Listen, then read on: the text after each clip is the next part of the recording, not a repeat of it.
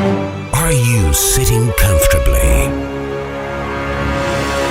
So, Rue, tell us who was in the film. No. Oh, right. This is your responsibility. Oh, what? I'll be taking the next one. You've got to tell us what Jupiter Ascending is all about in 30 seconds. Here we go. Well, yeah, basically, Mila Kunis is a toilet scrubber, and he's called Jupiter. And then Channing Tatum. Look, this is you killing basically, time. he came along as he looked like a wolf or something like that, and or an orc, and he came down from space, and they uplifted her, and then she realised that time is all weird, and she became this princess, and they all said, "Oh, Your Majesty." She was like, "Don't call me Majesty." And then she nearly got married, then she didn't, and then that was the end. You missed the most important part of the entire movie. Yeah, I know, but you know what? Right, I was bursting for a wee, and I was like, I'm going to, and I was watching this film, and it really wasn't doing any justice to me. So I was thinking, look, I'm just going to pick my moment to go for a wee. Went to go for a wee, came back, and Rue was like, Everything happened. That villain guy who sounded like he had trapped wind.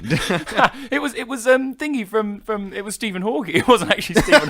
It wasn't Stephen Hawking, but it was the guy who played Stephen Hawking in Theory of Really? Everything. That's Yes, that was him. unbelievable. And I was like, I was watching it, just thinking, you've just won an Oscar. What are you doing on this bloody show, like on this film? I mean, it's it was ridiculous. It was especially difficult for him to be getting out the info dumps, but every other character was just like, "Hello, how are you? So this is how the politics on our planet works," and all Yes. the rest of it. And it was these conversations were totally manufactured as just a way of furthering the plot, and not one person was putting any effort into portraying themselves as an alien. So I thought, why should I put the effort into actually enjoying this? And I mean, the lead actress, what was her name? Mila Kunis. Mila Kunis, who looks a bit like Emma Stone. Do you Emma not think? Stone? Don't know. Emma Stone. We've got a delivery. Hello. There's a man in here with a box. Thank you for that box. I've got one more box. Oh, lovely. Thank you very much. Thank you. Is it a box full of boxes? I don't know. Shall I have a look? No. Let me have a No. look. No, hang on.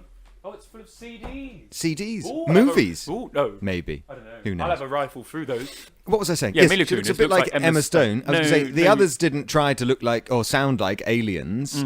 She wasn't trying particularly hard to come across as a very convincing human either. No, she wasn't Because at she all. wasn't acting shocked or scared about the fact that she was being taken around by Channing Tatum in a pair of cheap pointy ears. Yes, exactly. In spaceships and around space and all sorts. That whole chase scene that we had to succumb to with that, and especially with that music as well. Oh, excuse me, just burping on you're air. on the radio, I'm sorry, I mate. just had a lovely piece of cake from All You Readers Love Cafe in Leytonstone. Yes. A proper coffee shop at a proper That's how I introduced them last time. Basically, there was this massive, like I said, this big old chase scene and spaceships jumping from spaceship to spaceship, explosions, buildings flying all over the place. Chicago was going down in flames, and Mila Kunis and yes, no, Channing I didn't Tatum like this bit. jumped off, and they were just like they just got out just got out of bed. They were like, just lovely, natural skin, no cuts or bruises on them or anything like that. The worst part of this is that they turned around and God, it was awful. for reasons I still don't quite understand. Yes.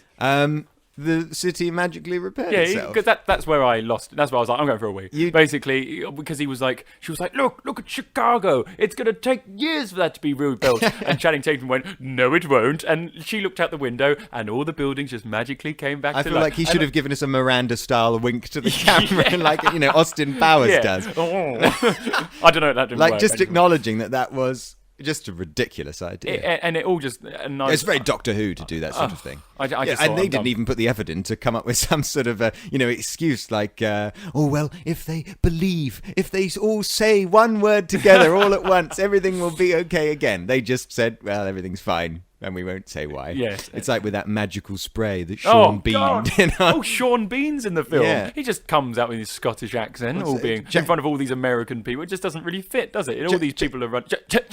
Channing Tatum got stabbed. Yes. Or something. I can't remember. And Sean Bean gets out his Nivea for Men deodorant and just sprays it on him, and it just all like heals up. And I just think, what is? I looked at Rue, and I was just like, what on earth is this? No, like, but it's you know all what just... I was thinking, don't you? Yeah. I was sitting there thinking, this is making Will. You don't like sci-fis, okay? I don't as like sort of it, a no. blanket rule. And I was thinking that this is really making you... making that argument more... What's the word I'm looking for? it's More just- substantial. Yes. Like... it gives you more of a reason to, in the future, tell me that you're not going to watch a science fiction movie with me, because that is bad sci-fi. Taking shortcuts, using your genre as an excuse to worm your way out of corners you've written yourself into that would otherwise work as dramatic tension. If the city wasn't rebuilt and there was really that trauma that the characters had to deal with, perhaps it would have been a good film. But waving a magical wand and making everything better again, there's no consequences, which is exactly the problem I have with Doctor Who, and exactly why I love Farscape. That's my bi-weekly mention of Farscape gone now. Yes, and we have mentioned Richard E. Grant as well. Yes, it's only fair. It's only fair. But I did say to you, I looked at the poster, and that was enough for me to go, I don't want to see this movie. It is everything that I hate. No, I thought the poster looked wonderful. And the visuals are great. Whoever was the sort of the art director or whatever on this film really had an amazing imagination. It's just a shame it was attached to this dire script and really naff performances. It was almost as though it was straight to DVD. Oh God, it should have been. It should have been. But we actually struggled trying to find a viewing for this. We had to find one. Where was it? In the O2. At some in the middle they just want to sweep it under the rug as fast as they can. Like on a 3:00 showing on the middle of on a Wednesday afternoon. It was so. And I knew it was going to be shocking, and then If it was shocking, I wouldn't have minded. No, it literally got no reaction from me. I mean, every little bit of tension was revolving around Emma Stoner-like's insistence on always finding herself in a position where she's got to sign a very important contract. Yes, God, that's what it was. It was all just handing iPads around, going and it was it was cliffhangers. She's holding this iPad, and should I sign it? And Channing Tatum's like running around with his magical boots and bloody boots. Oh my God! And then she's like, should I sign it? Here comes Channing Tatum. Oh, should I sign it? My pen's on it. What should I do? And then Channing Tatum comes in and goes, no, and throws his boots at them and hits Stephen Hawking in the face, and it all just falls apart. And Stephen Hawking happens twice. Stephen Hawking it's not. I'm going to refer to him as Stephen. What's his name? No. Stephen Hawking and Emma Stone. Stephen Hawking basically sounds like this is the character who played Stephen Hawking in Theory of Everything. I just wanted to clear this up. I don't want people thinking Stephen Hawking is in Jupiter Ascending, because he's not. He's nowhere in it. He's just the guy who played him. I think Stephen Hawking really wouldn't like the movie Jupiter Ascending anyway. I think it's insulting to his intelligence. Most probably. But basically, he sounds like the Elephant Man. and then Rue said he sounds like he's got constant indigestion. He's just got... And I can do it. Looks like he's really... It's not just how he sounds, it's the face as well. It looks like he's really trying hard not to fart all the way through the movie. And I can do a really good impression of this. Basically, it's a... To be fair, that is one of the easier impressions you've had to do. I want to tell you, if you shine this iPad, all of the kingdom will fall. Could you ever love me, Roo? You could do the whole same movie based in a Carphone warehouse where Emma Stone is about to sign a 2-year contract with T-Mobile, and Channing Tatum comes in a new pair of sneakers and saves the day. Are you sure you don't want a BlackBerry? No, Stephen Hawking. I said this to you as well. You know, nobody's putting any effort into being aliens, right? Yeah. No one's putting any effort into dressing like aliens either, because everyone's walking about in cardigans from Dorothy Perkins. I don't understand. It is, and the guy had a haircut that exactly what I wanted. That was he the looked top. Like he had just walked out of a catalogue for Dorothy Perkins. Yes, he did. I don't even. Is it a men's shopping? I'm not sure. Whatever. You know what I mean. Whatever. One of those sort of fancy. It was all very fancy and all very hello, look at me. But can I just very quickly interject about the boots that that Channing Tatum had? I think that I wouldn't be surprised if those boots were available in Toys R Us. Basically, these are hover boots that got him out of every single situation that was known to man in this film. Basically, I said he would be like completely, done without these boots. No, she would. No, she would. Well, they both would. Basically, if he never had these boots that he could just like jump off a building and then start going, that doesn't work on the radio. No, that movement you're doing. All right. Well, with your basically, he arms jumps and off your a building legs and then starts running in the air, and you just think,